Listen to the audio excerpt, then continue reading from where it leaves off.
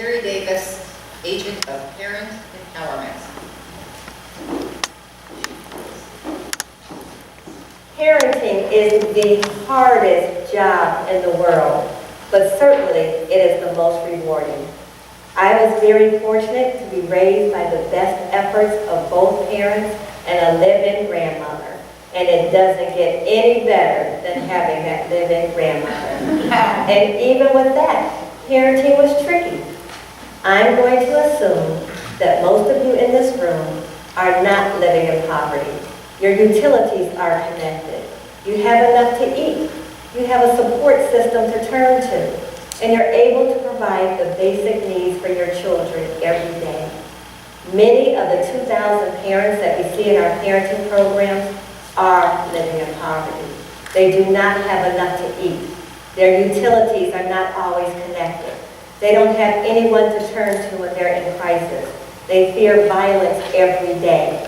And every day they struggle with just trying to provide the basics of needs for their children. I would like to tell you about one of these families. Just for one moment, I would like for you to imagine you are Darlene.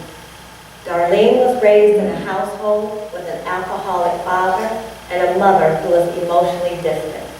Darlene knows what it feels like to go to bed hungry.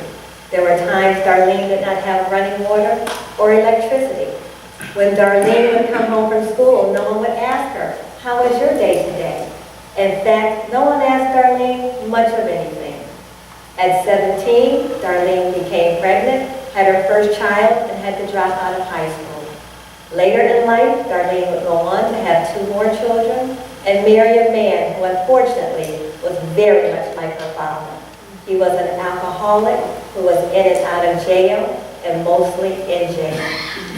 2 years ago, Darlene was at the end of her rope.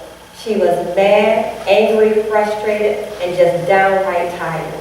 And because of all the chaos and crises in her life, both she and her children were completely out of control. Darlene came to Beachbrook for help. And on her first office visit, she said something to one of the staff that she had been too ashamed to tell anyone else. Darlene had been living in a U-Haul truck with her 3 children for a month. I want you to imagine a dark, dingy, dirty, 10-foot U-Haul truck, going to bed every night not knowing what the next day would bring. Our staff immediately got busy. They found Darlene appropriate housing, and we continued to work with Darlene for 6 or 7 months. During that time, Darlene completed a GED program, a training program.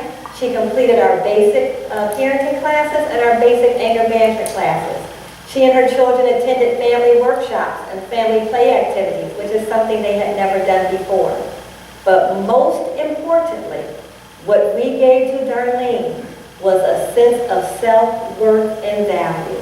And that was something Darlene had never had before in her life. Today, I'm happy to report that Darlene and her family are still safely housed. Darlene has a decent job. She can provide for her children. Darlene does hit some bumps in the road, but she has the tools to use to better manage her life. Every now and then, Darlene and her children drop down to our office just to say hi. And on one of those visits, her 9-year-old son Nathaniel said, "I love my new mommy." Thank you so much.